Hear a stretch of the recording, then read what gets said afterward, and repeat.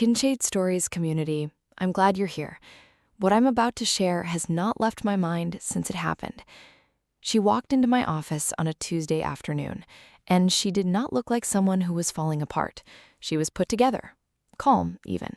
She set her purse down carefully, crossed her legs, and looked at me like she was about to give a presentation at work.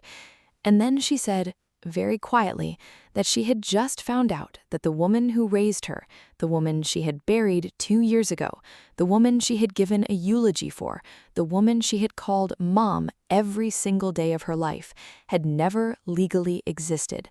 Not in any government record, not in any database, no social security number that matched, no birth certificate that held up, no marriage license with her father's name on it that was real. She found this out because she was applying for a passport to take her daughter to Canada for a school trip. And the documents her mother had left behind, the ones she had always assumed were just old and faded, were not old and faded. They were false, every single one of them. The woman who raised her had been living under a completely fabricated identity for over 40 years, and she had taken every answer with her to the grave. I want to say something before we go any further. Every story I share here comes from real clinical experience, but names, locations, and identifying details are always changed to protect privacy. The situations I describe are real in the emotional sense. They reflect what people genuinely go through. But no story here is meant to represent every family, every relationship, or every outcome. If something in this story touches something personal for you, please consider speaking with a licensed therapist or counselor in your area. What I offer here is perspective, not prescription. Every person's situation is different, and that matters deeply. Her name was Nadia. She was 43 years old, and she lived in Salt Lake City. She was a project manager at a mid-sized construction firm, organized by nature, detail-oriented by profession. She had been married for 11 years. She had 2 daughters, ages 8 and 13. By every outward measure, she was steady. She came to me not because she was in crisis, she told me. She came because she could not figure out how she felt. And that, in my experience, is sometimes the most serious kind of crisis there is.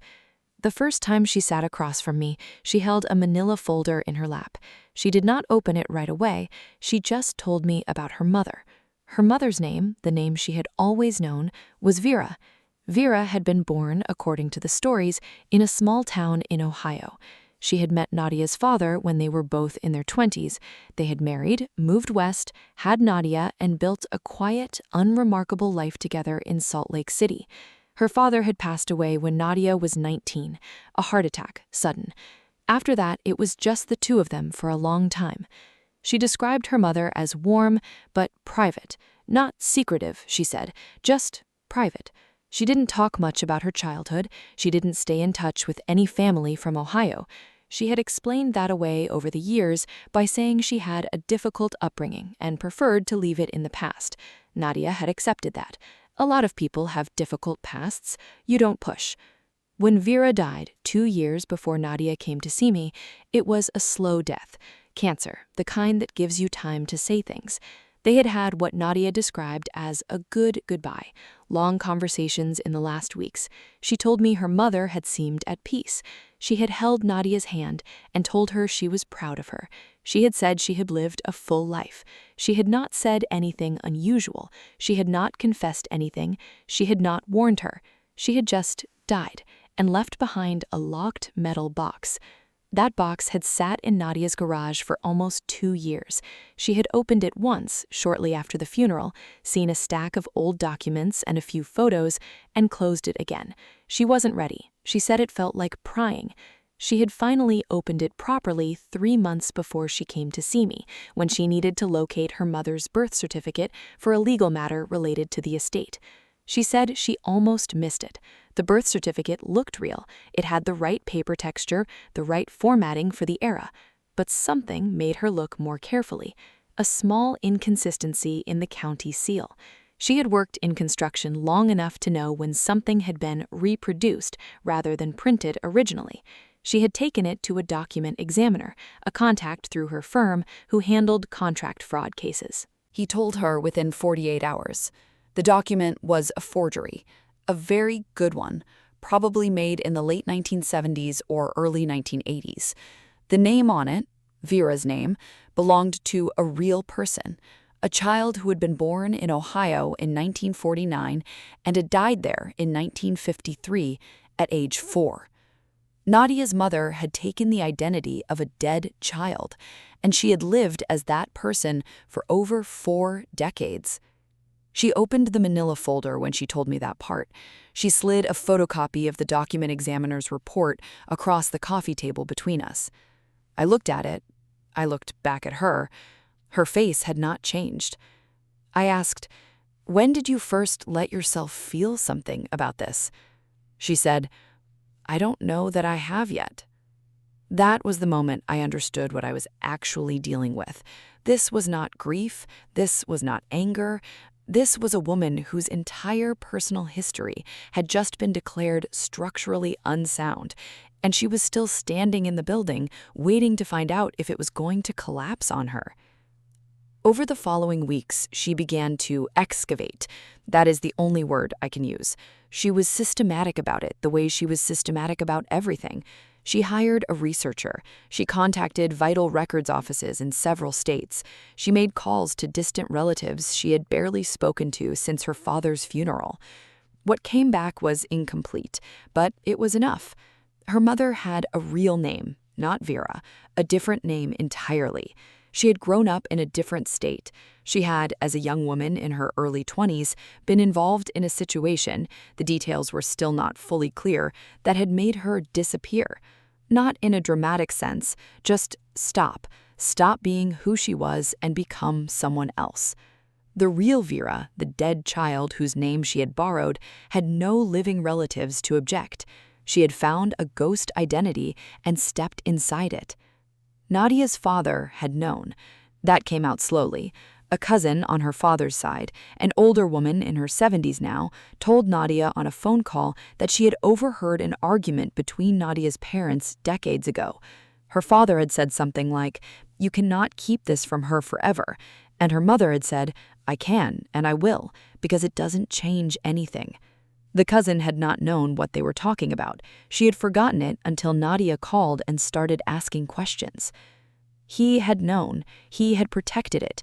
He had gone to his grave protecting it too. Nadia sat across from me one afternoon and said something I have not stopped thinking about. She said, "The hardest part isn't that she lied. The hardest part is that she was still a good mother. She was still the person I remember. None of that was fake. So what do I do with that?" That question is at the core of everything I do in this work. She started to wonder, naturally, about her own identity documents. She was real, her birth was registered, her records were valid, but her legal name, her heritage, her family history, all of it was built on a foundation that her mother had constructed out of nothing. She did not know her mother's real maiden name. She did not know what her ethnic background truly was. She had always been told she had Eastern European roots on her mother's side. That may have been real, or it may have been part of the performance. She did not know. She may never know. The passport application was still unfinished on her desk at home. She couldn't bring herself to complete it. There was something else. Toward the end of our third session, she told me something she hadn't told anyone else. When she was cleaning out her mother's things after the funeral, she had found a small journal. She had read the first few pages and then stopped because it felt too intimate. She had packed it in a box without finishing it. After the document examiner's report, she went back to it.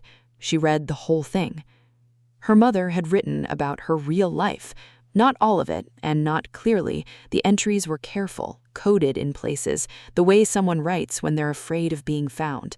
But across several entries, a picture emerged. Her mother had left a life that had caused her real pain.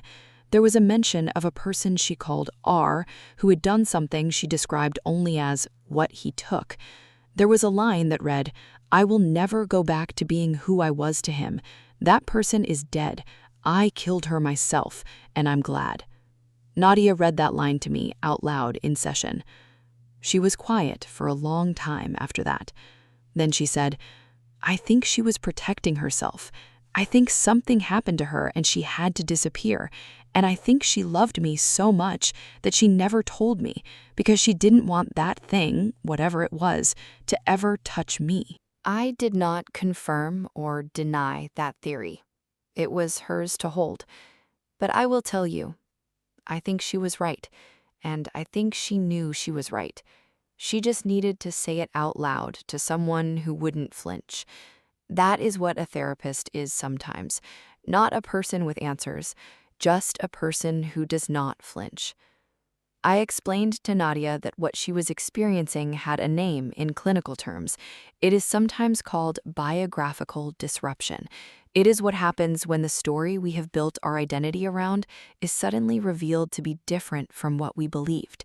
It is not the same as being lied to about a single event. It is deeper than that. It touches the question of who we are, because so much of who we are is built on who we came from. We talked about the difference between factual identity and emotional identity. Her mother's legal name was false. The love was not false. The dinners were not false. The arguments and the reconciliations and the Thanksgiving tables and the phone calls on Sunday mornings, none of that was false. Nadia had a real mother.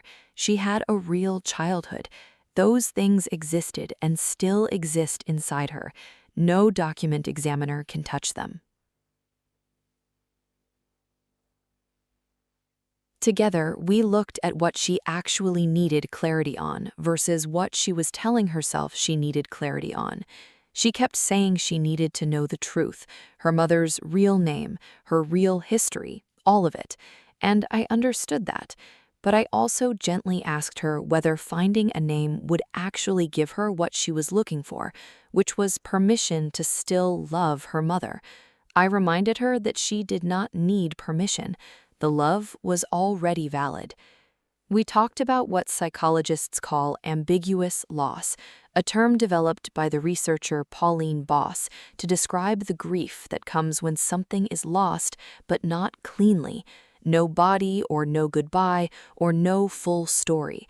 Nadia's mother had died, but now a second version of her was also gone, the version Nadia thought she knew. She was grieving two people, one she had already buried, one she had only just discovered never quite existed.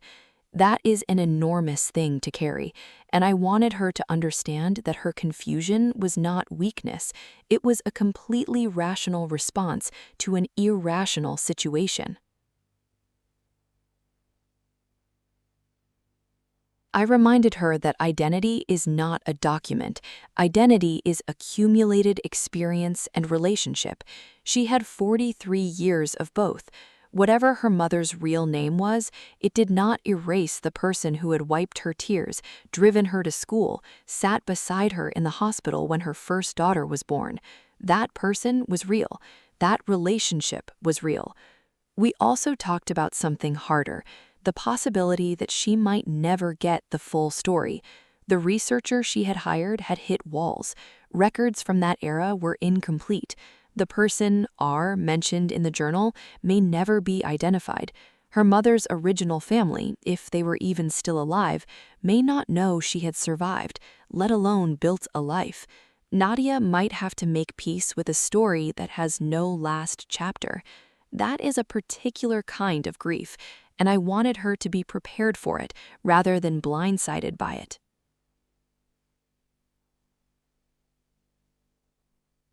By the time we had worked together for about 3 months, something had shifted in her. She was not at peace, I would not use that word, but she was steadier. She had made a decision about the passport. She was going to apply using her own documents, which were valid, and she was going to take her daughter to Canada. She was going to stand at that border and hand over a passport with her real name on it, the name her mother had given her, built on a foundation her mother had laid, and she was going to walk through. She told me that in our last session together. Then she said, "I think my mother was brave. I think she did something terrifying, and she never stopped doing it, every single day of her life. I'm not sure I could have done it." She paused. Then she said, I think I understand her better now than I ever did when she was alive. I have been doing this work for a long time. I have sat with people through divorces, through addiction, through violence, through loss. What stays with me about Nadia is not the story itself, as extraordinary as it is. What stays with me is that moment, that sentence. I understand her better now than I ever did when she was alive. Because that is what truth does, even when it is painful. It does not always destroy love. Sometimes it deepens it. I want to ask you something, and I want you to really think about it before you answer. If you found out that someone you loved had been living a secret life, not out of malice, but out of survival, would you be able to separate the secret from the love? Could you hold both at once? That question does not have an easy answer, and I think that's exactly why it matters. If Nadia's story moved you, or if it made you think of someone in your own life, please leave a comment below.